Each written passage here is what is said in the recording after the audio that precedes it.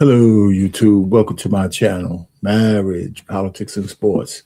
Hey, listen, this is the first time I've done a reaction to Tom Homan, the Border Czar, and might not be as quite as lively as talking to my girl, reacting to my girl Caroline Lovett, but he's got a lot to say because this is really important to what he's saying to the folks out there in Minnesota, and it's going to set a precedence.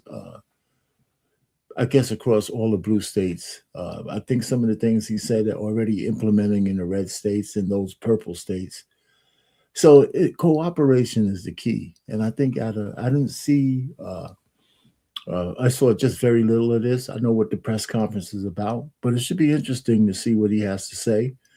And I'll react to it in kind. But like, share, and subscribe to the channel. I'm gonna keep doing these reaction videos. If you want to see other content on this channel, take a look at my "Let the Women Tell It" series, my "Divest from the Democrat Party" series. Those kind of things you might find on the playlist. Anyway, of course, I have a sports channel, Unique Sports Talk, but I simulcast that here as well because that's where it started on this channel. And I know it gets kind of busy, but hey, listen. As a retired dude, I just got time on my hands. So let's hear what Tom Homan has to say. And I'll just react as I hear some of the things. I've already said a lot of the things he said already in my previous videos on this issue of immigration and ICE crackdown. And to me, the solutions have always been as simple as he is going to say. So stay tuned. Let's listen to what he got to say. Less than 3 full days. I got in here Monday. President of the United States called me Monday morning and asked me to deploy here. Got here Monday evening, and I'm staying till the problem's gone. But we've made a lot of progress in the last 3 days. Marcos Charles, he's running ICE operations here. Rodney Scott, Commissioner of Customs and Border Protection, standing here beside me. Good morning. I'm Tom Homan, the Border Czar for President Trump. I'm here on behalf of the President, along with U.S. Commissioner for U.S. Customs and Border Protection, Rodney Scott, and Marcos Charles, who's leading the enforcement effort here right now. I've been on the ground since Monday to regain law and order in the city beloved by many, and work together to remove threats from the community. Put a little explanation on what you mean by fake, if you mean anything serious. That might be interesting to hear, because this is the most sincere guy that I think we have out here. So, during the past administration, we'll all remember, more than 10 million illegal aliens entered this nation. Many were national security threats, public safety threats. We can't remember over 2 million known gotaways. 2 million people who paid more to get away. Why? That just scared the hell out of everybody. President Trump promised American people, including the residents of Minnesota, that he would work to ensure our communities are safe. And with that, this administration is absolutely focused on identifying removal aliens that pose a public safety threat and national security threats. And the numbers prove it. The data proves it. In the past few days, I've met with Governor Walz, Attorney General Ellison, Mayor Fry, numerous police chiefs and sheriffs, and I have more to meet. I'll also be continuing the dialogue with business and religious leaders in partnership in Minnesota, your community leaders. I'll be meeting with them too, because I want to hear what they have to say. In my meetings with folks so far, and most important, the governor and the AG, the Mayor Fry, we didn't agree on everything. I didn't expect to agree on anything. I've heard many people want to know why we're talking to people who they don't consider friends in administration. Bottom line is, you can't fix problems if you don't have discussions. I didn't come to Minnesota for photo ops or headlines. You haven't seen me. I came here to seek solutions. and that's what we're going to do. And we come a long way, and we got some good wins for the people of Minnesota, I think, and for the administration and for the safety security of this city. Yeah, you know why? Because if common sense prevails, this shit should have been over. I mean, months ago. Should have never got this far. Even though every state has a 10th Amendment right to do what they do in terms of law enforcement cooperation with the feds, they cannot stop federal agencies from going after the criminals that's breaking federal law. So cooperation is always better. It's always more peaceful. It's when I say always, in terms of putting the population in danger, because you're using the facilities to actually switch off the bad guys from one agency to another, and not the streets. One thing we did agree on, though, everybody I talked to agreed on, was that community safety is paramount. One thing we all agreed on was U.S. Immigration Customs Enforcement is a legitimate law enforcement agency that has a duty to enforce the laws enacted by Congress and keep this community safe. Like I've said many times for last several years, even before this administration, jurisdictions that refuse to cooperate with federal immigration authorities are sanctuaries for criminals. Sanctuary cities are sanctuaries for criminals and endangers the residents of the community. To be clear, we did not agree with Minnesota state and local officials that they would be involved in immigration enforcement. I didn't ask them to be immigration officers. I'm asking them to be cops working with the cops to help us take criminal aliens off the street. What we did agree upon is not to release public safety arrests back in the community when they could be lawfully transferred to ICE. I'll speak more about that. And there you lie. That is the answer. Has always been the answer. And it's only one America, folks. And cooperation between law enforcement has to be paramount. We know when that doesn't happen, some really, really bad shit can happen. When two agencies don't talk, when they're supposed to be in simpatico. So go ahead. I will highlight that the Minnesota State Prison System under the Department of Corrections have been honoring ICE detainers. And we appreciate that important collaboration, and we're going to expand upon that. That decision has made Minnesota safer, not only for residents of Minnesota, but the men and women law enforcement. Not just ICE, all law enforcement. Rather than arresting the same public safety threat, significant public safety threat over and over again, they agree to work with us to identify those people and remove them. I'm also pleased to announce I had a very good meeting with Attorney General Ellison. And he has clarified for me that county jails may notify ICE of the release dates of criminal public safety risks so ICE can take custody of them. Yeah. So what do you mean by may? Is he going to use his discretion on which ones he's not going to do? Or that's kind of a specific word you use instead of will cooperate, right? Maybe he'll give us some clues as to why he said may instead of will, On the release from the jail. And let me tell you why that's important. I know people are a lot concerned about the manpower has been set in law enforcement manpower. Look, I've said this many times before. I've said it for the last several years. Give us access to the illegal alien public safety threat and the safety and security of a jail. It's common sense. It's safer for the community.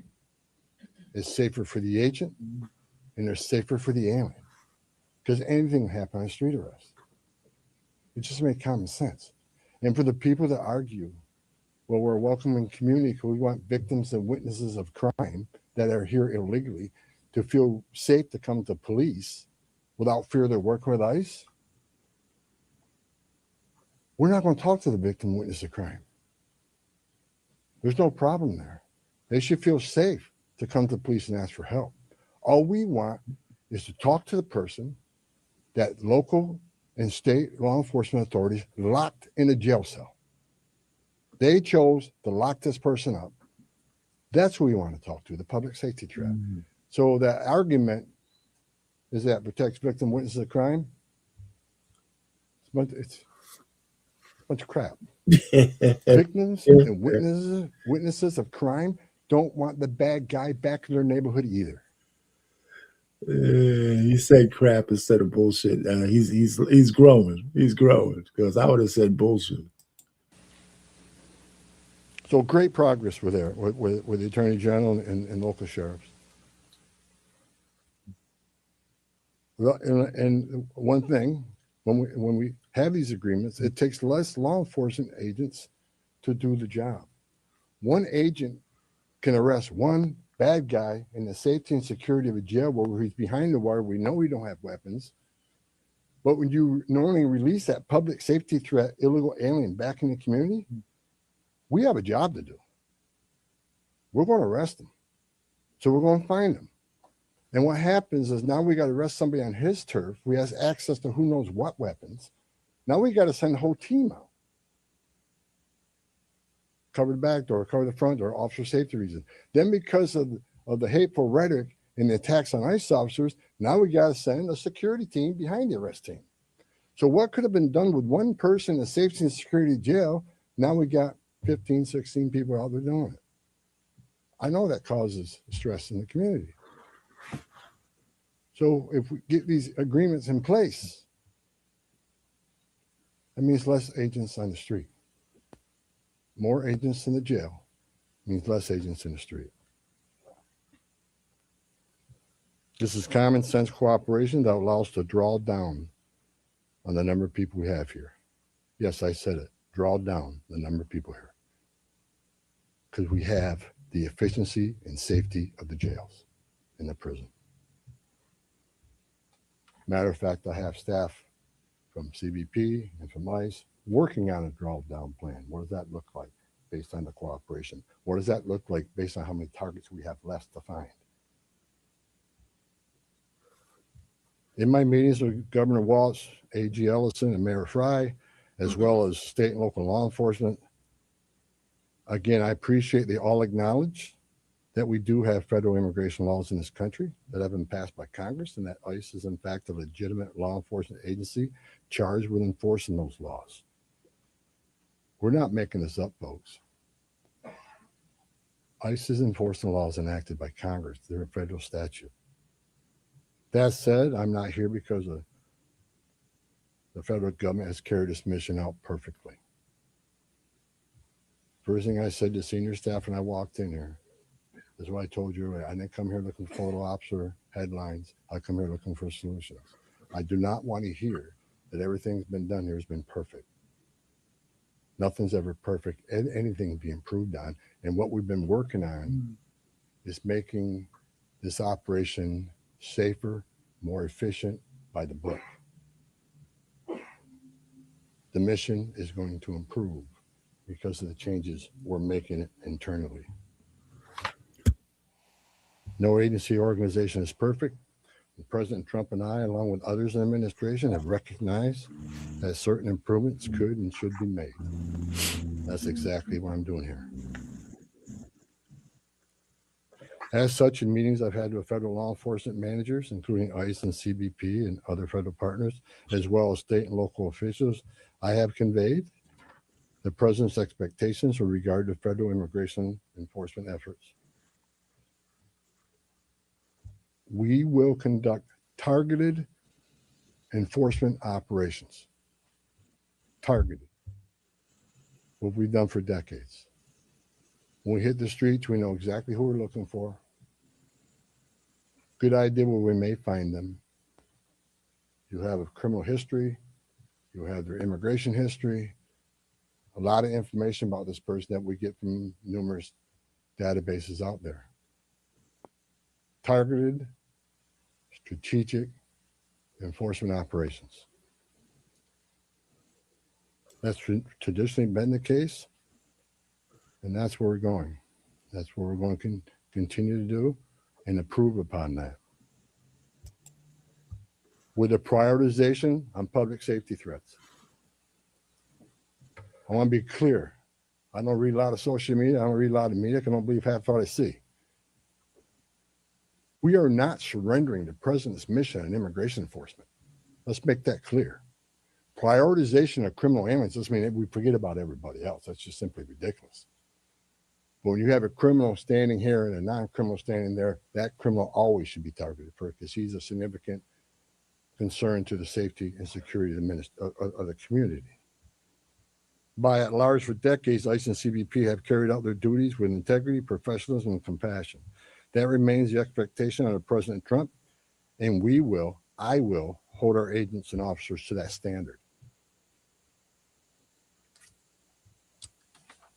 I'm almost done, and Tom can be Tom. As far as the agitators, that said, I want to reiterate and make very clear.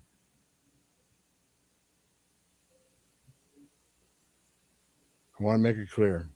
ICE and CBP officers are performing their duties in a challenging environment under tremendous circumstances, but they're trying to do it with professionalism. If they don't, they'll be dealt with. Like any other federal agency, we have standards of conduct. They are sworn law enforcement officers working tirelessly to enforce our country's border security, immigration laws, protecting the interests of our country and preventing dangerous people from walking the streets of this nation when they're not supposed to be here to begin with. Men and women of ICE, I was a Border Czar agent. I was an ICE agent. I was the first ICE director that came up through the ranks. I spent over 40 years doing this. These men and women that carry that badge and gun are American patriots. They put themselves on the line for this nation every day. But I want you to remember, they don't hang their badge.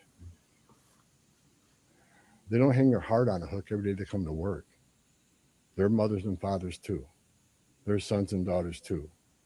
And if they've seen a fraction of the tragedies I've seen in my career, they take a lot of damage home to every day. The things they've seen, especially on the border with border agents. People drowning in the river. Women being raped by criminal cartels. Giving CPR to a baby that was thrown in the river by the cartels because Border Patrol came too close.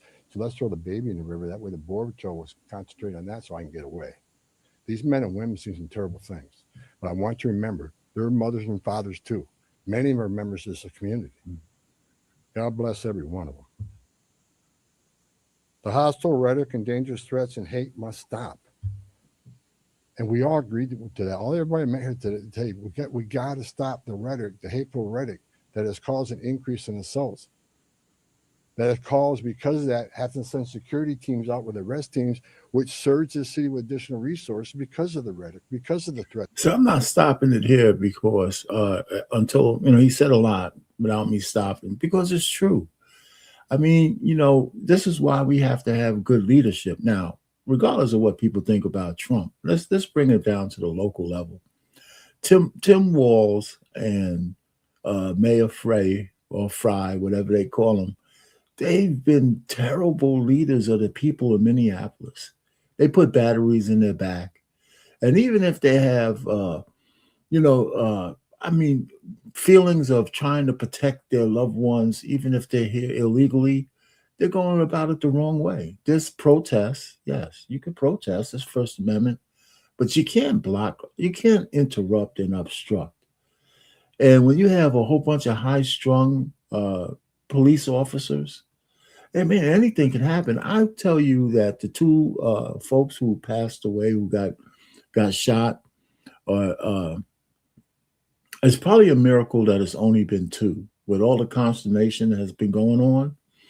And so now, better heads are prevailing. The feds had to come down. They send their top dog into the fray to talk to, the mayor and to the governor. They take a kind of a hothead, the border control guy, who's just really boots on the ground. He's not a diplomat, right? Tom Homan is. So maybe we'll just They'll stay by their word. Let the ICE agents go into the jails and the prisons, get the worst of the worst. And here's the one thing, I don't know if he's going to cover this or not. I'm going to say it real quick. The collateral damage in terms of those so-called good illegal aliens who don't commit heinous crimes, but they're here working. You know, they have children. They're ducking ICE because they just don't want to be questioned. Well, if there's less ICE agents in and around the neighborhoods and they're going to jails and prisons, it's more likely that those people will stay undercover because now they're not aiding and abetting. They're not, being caught with the bad guys just by happenstance. And, so even though they might get caught later on or something like that, but at least those so-called good illegal aliens will be able to continue with their lives without so many ICE agents around. And so when they withdraw those troops or when they withdraw the ICE agents, that's better for everybody, even the so-called good illegals. It's because of the assaults. Again, with the agreements we've achieved and following through the agreements, with the rhetoric dropping down, that allows us to pull more agents out once we feel the environment safer.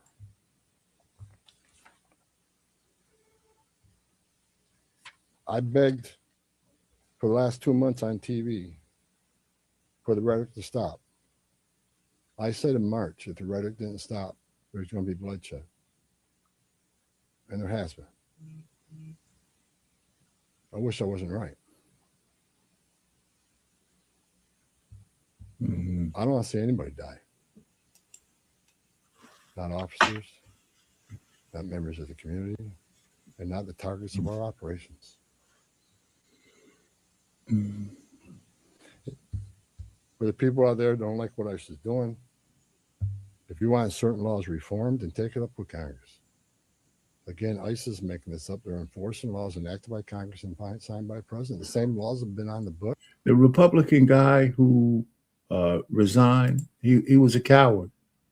He was a coward, and he's not a Republican, so he's just a rhino because there's no way if he had his head on straight and he knew what was happening, even if he didn't take sides, he knew that he should know if he wants to be the governor, that cooperation would have been at the nexus of this, of making this whole situation safer between ICE and the police officers. And as governor, instead of that idiot Tim Walz, he would have been able to enact the change if it got that far. So yeah, he's no great shakes by resigning. I think he was a coward.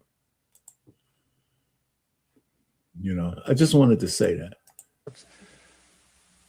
For the last 6 presidents I worked for, I started with President Reagan and ending with President Trump. Every administration, we enforce the same laws. If you don't like what ICE is doing, instead of protesting this building, go protest Congress. Tell me what changes. If you have your First Amendment rights, I support that. You have the right to protest. I'm just asking you to keep it peaceful. But threatening law enforcement officers, engaging in impeding and obstruction and assault is never okay. And there will be zero tolerance. You interfere, impede, assault an ICE officers, you will be arrested. Like I said a bit earlier, my meetings with Governor Walton Ellison and Frey, as well as state and local law enforcement, I appreciate they acknowledge this, that public safety should be paramount. The chiefs I've talked to committed to responding to 911 calls when protesters turn violent, agents are in a dangerous situation, and there's assaults. They have committed to upholding public safety and responding to the needs, not to enforce immigration law, but to keep the peace. With that, I call upon those officials to stand shoulder to shoulder with us to tone down the dangerous rhetoric and condemn all unlawful action against law enforcement in the community. There are many ways to Your voice can be heard, express your feelings, and affect change in the country without crossing that line. Political and other disagreements in this realm should not be at the expense of public safety or the safety of federal law enforcement officers. I know this is kind of 35 minutes long, so thank you guys for staying here. I want to get to the question and answers, but I want to hear all the stuff that he has to say. Like I said, I haven't gone through all of this, so I would hopefully the question and answer period is coming up because it'll be interesting to hear what the media has to ask after all of this that he's been talking about, because I think it's a lot straightforward. In closing, I want to thank the state and local officials here in Minnesota that I met with and the many I'm going to meet with. We've had meaningful dialogue. And look, again, we didn't agree on everything, but we agreed on the things I just talked about. There's much more we can do. And I'm going to continue this dialogues. I got many more community leaders to talk to. I got many more sheriffs to meet. President Trump wants this fixed. And I'm going to fix it with your help. I want to thank President Trump for his unwavering commitment to public safety and prosperity of every American. Under the President's leadership, we have the most secure border in the history of this nation, which means less women are being raped, less children are dying crossing that border, less fentanyl is getting in this country to kill them. The ICE is not doing this in Texas because the governor and the local officials in Texas agree to let the ICE officers work with the local police force and the state police force to get the bad guys inside the prisons and in the jails, so they don't have to be on the street. And I know in Texas it's like, there's purple parts and blue parts and all that, but the governor is in full agreement that ICE should be able to his state should cooperate with ICE. That's why they don't have none of this consternation in Texas or any other red state for that matter. So that's the answer to that question. Americans, less known suspected terrorists are causing that country. And we don't have 2 million unknown gotaways. We don't know who the hell they are. A secure border, we have stronger national security. A secure border saves lives. When 96% less people come in, how many women aren't being sexually assaulted by members of the cartel? How many people aren't dying making that journey? How many Americans aren't dying of fentanyl overdoses? How many women and children aren't being sex trafficked in this nation? The data proves it. Anybody can find that data. So God bless this great nation. God bless Minnesota. We can do better. And I thank the local and state leaders meeting with me. We made some significant gains, significant coordination and cooperation, and you're going to see some massive changes occurring here in this city. Thank you. Mr. Rules of Engagement on right here. Thank you so much, Mr. Homan, Giovanna Delonto with the Associated Press. Based on how you have described these changes in the mission, can you be more specific about the objectives of Operation Metro Surge? If what you have described changes the parameters for interior enforcement only in Minnesota or also in Maine and other places? And finally, when would you consider that those objectives will be achieved and this operation will end? Is it in terms of agents on the ground, in terms of who you are targeting for arrests? The withdrawal of law enforcement resources here is dependent upon cooperation. Like I said, one agent arresting one bad guy in jail means less agents on the street. We have some agreements. We got more to talk about how we're going to implement those agreements. But as we see that cooperation happen, then the redeployment will happen. Look, target enforcement operations should happen across the nation. That's what we've done for decades. And with target enforcement operations, I've done many of them. It just makes it safer for everybody. When we know exactly what we're looking for, what is his criminal history, what is his immigration history, where's he live, is he in an apartment complex versus a house, has he got a known record for having weapons, it's safer for everybody. Then we know what type of resources we need to go. And, it just makes this operation cleaner, more efficient, and it's proven less violence when we know exactly what we're getting into and we can take the necessary precautions to keep everybody safe. You know, some of the operations that I've been involved in, we know there's children in the house based on surveillance. So we know you got to be a little bit different when you go into the house because there's going to be children present. So target enforcement operations, the way we've always done it, I think we got to wait for a little bit, and we're going to make sure we do target enforcement operations. And I mean, this makes so much sense, right? I mean, it makes so much sense. It's really hard to believe that we got so far off the rails with the leadership in any state, not just Minnesota. You know, I understand why, you know, the Democrats wanted to flood the country with illegals so they could have a new voting bloc. But at some point, they got to understand if the two things that we need for people to become citizens, assimilation and allegiance, is not there, it's no longer going to be America. If we got a whole bunch of people coming in and trying to do their own thing as their own general collective and not for the betterment of all the United States, I mean, it's a big mistake. You know, it's trying to stay in power at the destruction of the country. It's not good mojo. Shit, man, it's just not a good idea. And it's un-American. look, and I will say it again, you know, we are not surrendering our mission at all. We're just doing it smarter. Right here. Shimon Prokopez from CNN. Mr. Homan, how did we get here in terms of you had Greg Bovino, who was the face of this immigration operation, the mission, as you say, to having border patrol agents in the interior of this country, stopping U.S. citizens, asking them for ID, creating this fear in places like Chicago and now here. And then finally, it took really the death of Alex Petty for us to get here. How did that happen? Who made the decisions to allow this kind of operation to proceed in this way and to create such fear?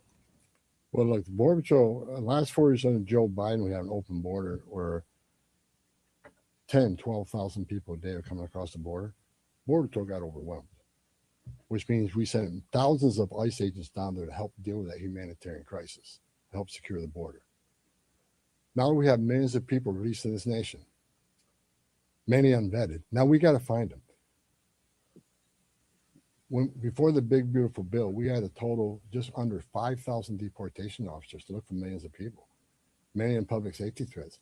So yes, we needed Border Patrol to come and help on our mission now. And reason for the massive deployment is because of the threats, because of the violence.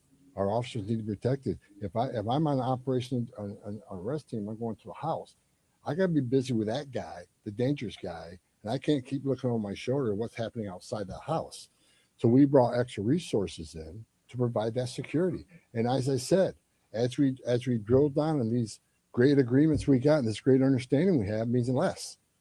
So we can draw down those resources.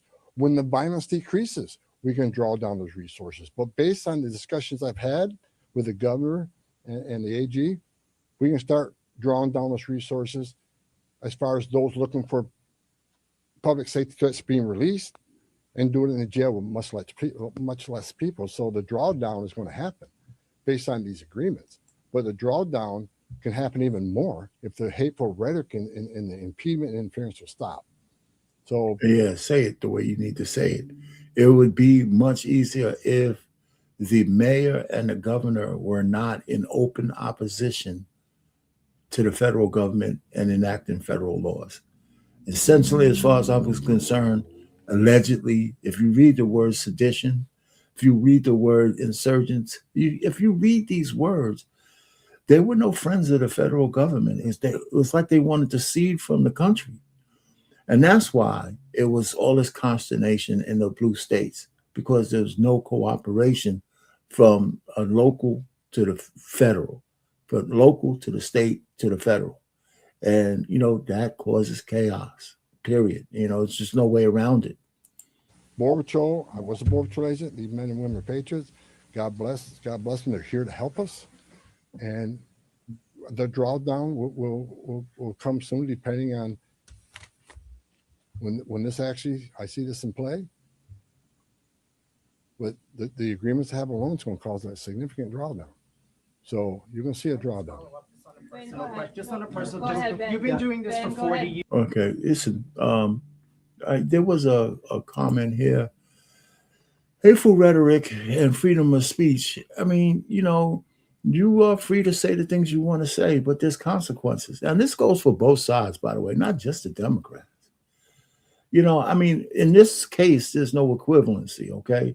The Democrats have been over the top. But, in other instances, maybe the Republicans would be.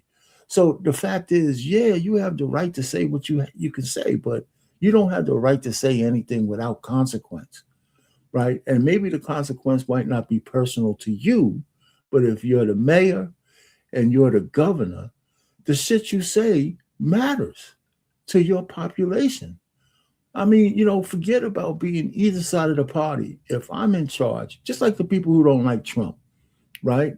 Some of the shit he says, man, is better left unsaid because he's the president. You set the tone, right? So you don't have to say everything that comes to your head if you don't kind of measure how that's going to make people react. You know what I'm saying? So, I mean, listen, this is a bipartisan answer.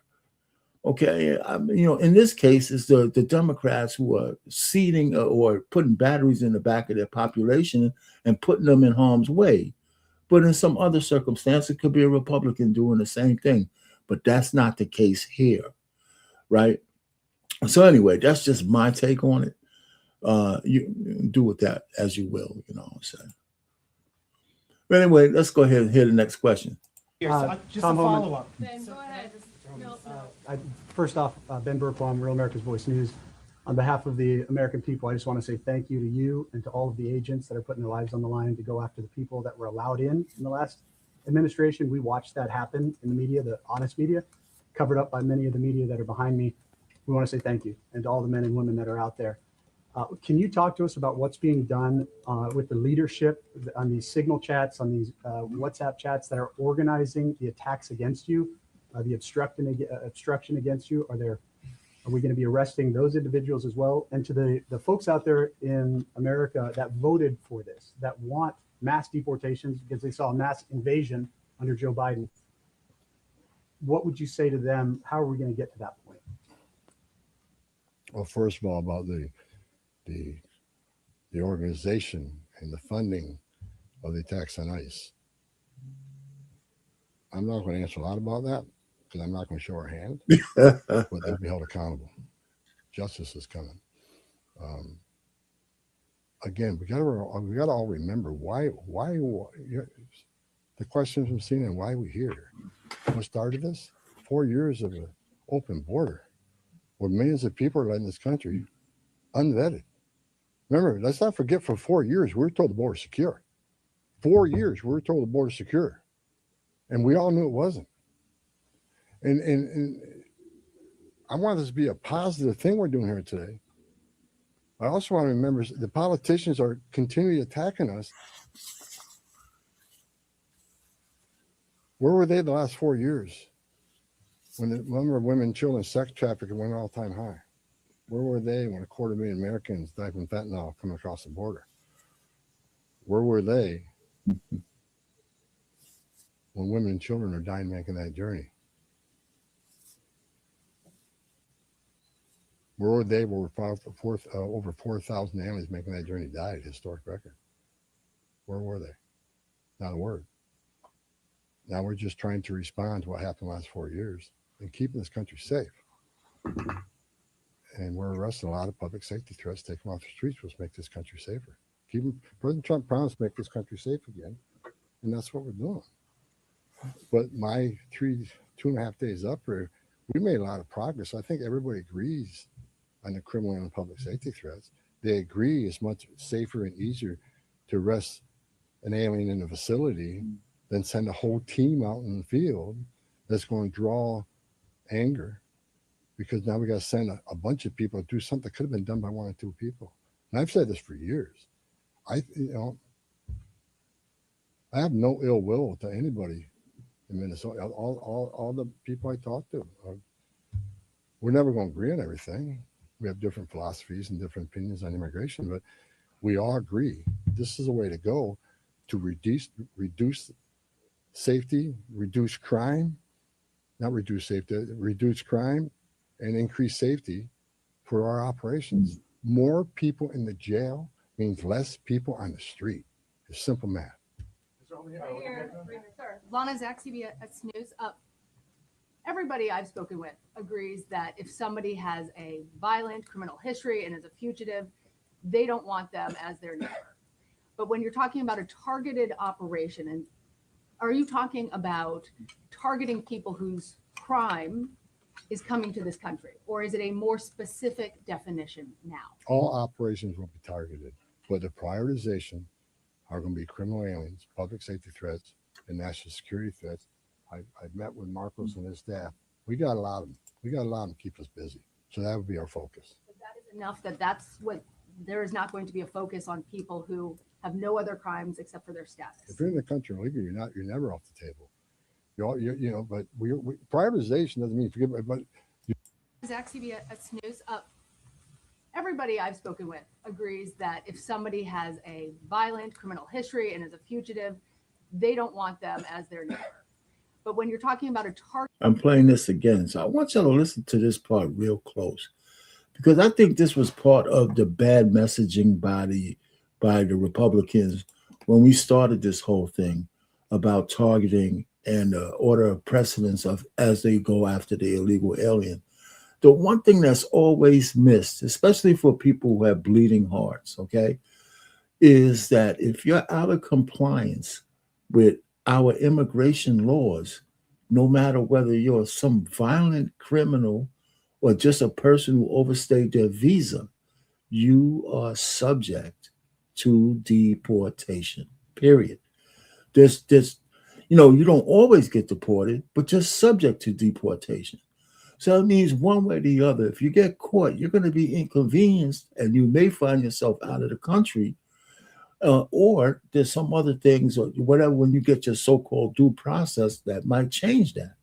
But the truth of the matter is, if you're out of compliance, you're subject to deportation. So let's go through what she asked again and his answer. means less people on the street. It's simple math. right here, sir. Lana Zach, CBS News.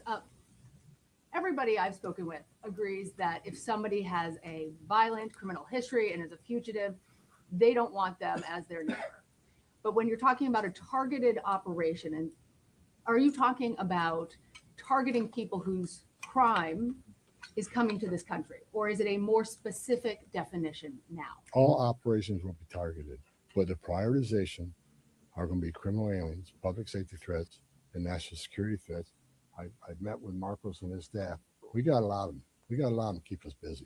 So that would be our focus. But that is enough that's what there is not going to be a focus on people who have no other crimes except for their status. If you're in the country illegally, you're never off the table. But prioritization doesn't mean forget. But you forget about everybody. So let me say this: if the message we send is you can enter this country illegally, it's a crime. Don't worry about it. You can have your due process, show up in court, not show up in court, get ordered removed. Don't worry about it. Unless you commit a serious crime, you're good to go.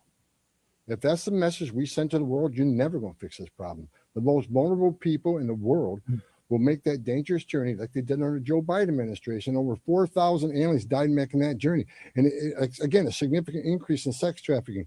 Because when they did that and opened those borders up saying, we're not going to detain you, we're going to give you free health care, we're going to fly to the city of your choice, put you in a free hotel room, give you 3 meals a day, and give you work authorization, we're just going to bring you in. And when they did that, they sent a message to the whole world, you can come and do this.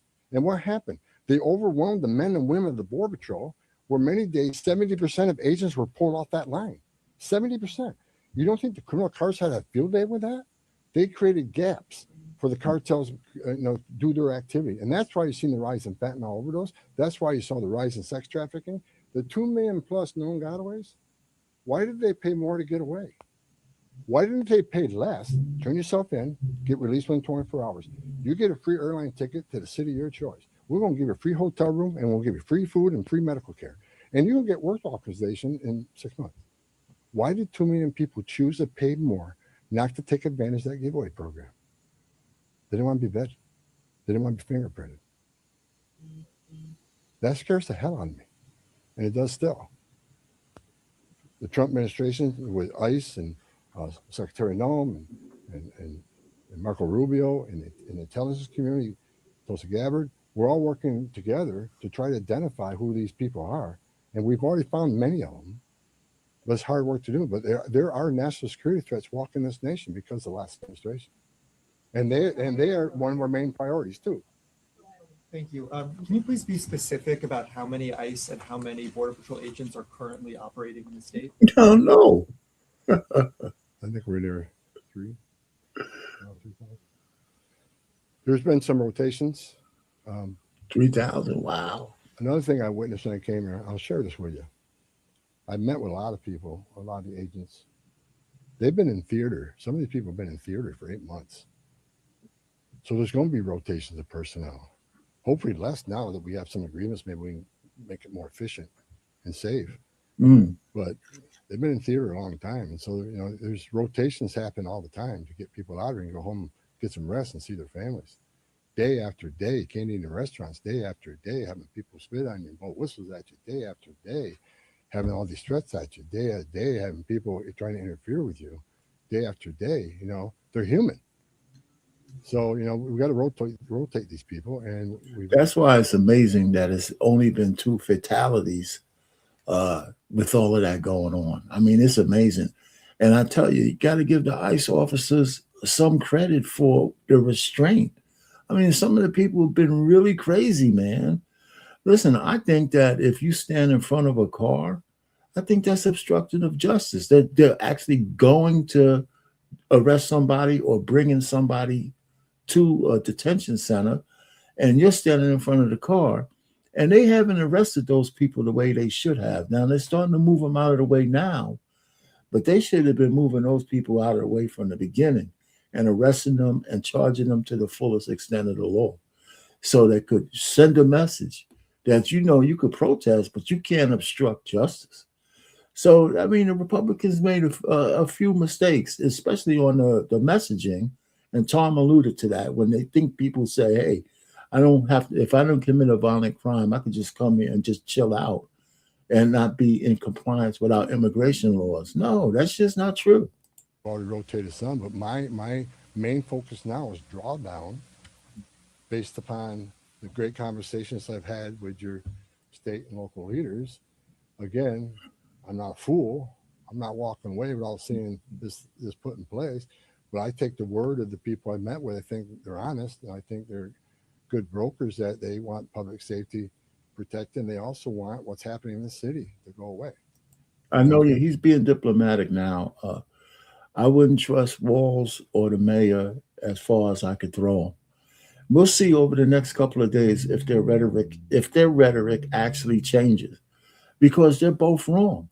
They should have never had, and no blue city, Mayor Wu in Massachusetts, Brandon Johnson in Illinois, the other Johnson up in Colorado, Mondani in New York. Nobody should have a policy that says one law enforcement agency can't cooperate with another, especially the one in New York, because when the World Trade Centers fell, it was because the FBI and the CIA wouldn't talk to each other. They didn't share information. And terrorists who were hiding in plain sight were able to do as much damage to this country that's ever been done before. And some of these people that's getting let loose, they're not just killers, man. Some of them are actually nefarious agents from other countries, knowing that they could sow seeds of discontent so they could destroy us from inside and not just outside. So the inside threat is much more dangerous for us than the outside threat, because our country is very powerful militarily, but when brother hates brother, it's hard to fix that. That's my goal. Last question in the back. Similar Newsmax. The new video of Alex Preddy is now circulating. Your reaction to that, and do you think law enforcement could have played a role if, like, let's say, Minneapolis police were able to respond to that? Have those top law enforcement officials said they'll help or do anything to help these agents who are out here? I'm not going to comment on any of these shootings. I said from day one, I said on any of these shootings, as a career law enforcement officer, we'll let the investigation roll out, let the investigation play out, and let it go where it goes. I'm not going to come out and make any comments that I think is right, wrong. Do I have an opinion? Yeah, my personal opinion, but I'm not going to share that with you. I'm going to tell you, let the investigation play out and see where it goes. But again, the president,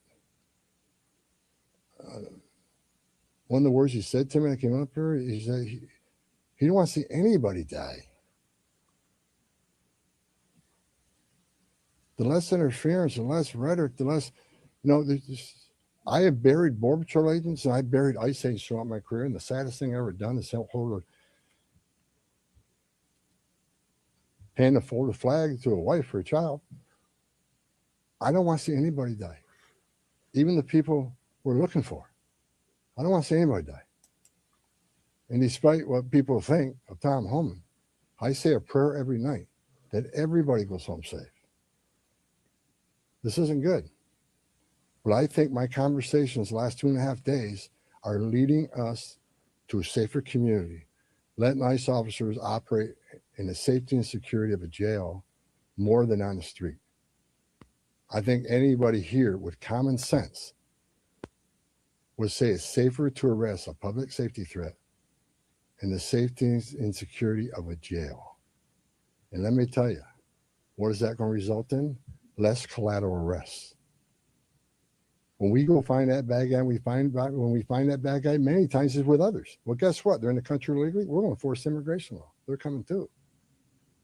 You want less collateral arrest? Less in the jail. But we're going to force immigration law. For the people that saying we're here to surrender our authority and the mission of enforcing immigration law, you are wrong. We're going to do target enforcement operations, and we're going to prioritize the public safety threats and national security threats. That is what we're here to do. Sir, no more. But Right. So hey, listen, I'm telling you, that's exactly when he said about the collateral damage. That's exactly what I was saying. I've been saying that for a lot of these lives about the immigration. It's a simple fix, folks. It really is. And I guess we got to look at people's motivation. I mean, why would we want people to come to our country and get the benefits of America illegally? I mean, I don't understand that part of it. I mean, really, this has nothing to do with political party. It has nothing to do with selfishness either. I mean, okay, if I look at the border as my front door and your front door, right? Our borders are our door to our home, right? America. If you look at your own home on a micro level, I mean, how many people can you have come into your house and just chill out? And you're buying food for them, you take care of them and all that kind of stuff, but they don't offer anything back in return. But, whether they speak your language or not. I mean, how long can you put up with that? I mean, some people can, your cousin, even if it was, just use a family. You got a big family, you got a couple of cousins who are broken down, or somebody say, let me come over to your house. They ain't got no job, nothing. You say, I got an extra bedroom, you can stay up there for a little while. And all of a sudden, they're just there, man. Eating your food, burning and using your water, burning everything, man. You got to take care of them if something happens. How much of that can you take care of? I mean, we can't even afford to pay for Americans these days. How about millions and millions of people who have not dropped one drop of blood for this country, and we're spending maybe trillions of dollars over the years for these guys? It's not selfishness, it's self-preservation, and after you're secure, then we can look at helping other people, and that's through legal immigration, right? Nobody's calling for the end of immigration. It's got to be legal, and there's a reason why the pipeline is narrow, right? Because people need to assimilate, and people need to build an allegiance for this country. I mean, it's as simple as that. So I thought that was good with Tom Homan. I think I'll give President Trump the credit for recognizing that he shouldn't have hotheads like Kristi Noem talking right now, or the Bovino. You needed diplomacy to come in and sit down outside of the cameras, outside of all this stuff with the mayor and the governor. And let's just see if the mayor and the governor stay true to what they said to him, knowing that they're all under investigation for other things in Minnesota, including the AG. So we live in interesting times, folks. So hey, hit the like button for me if you're still here. Subscribe to the channel. I come back with these political reactions every so often. And listen, you know what? I mean, I'm just like the guy next door who has opinions, like just like everybody in the chat. And thanks for chatting it up. I mean, we all have something to say. I don't have to be 100% right to say what I'm saying either. But it's only one America, man. And if this shit goes down, man, we're all in trouble. Anyway, R. Payne, your favorite baby boomer, over and out.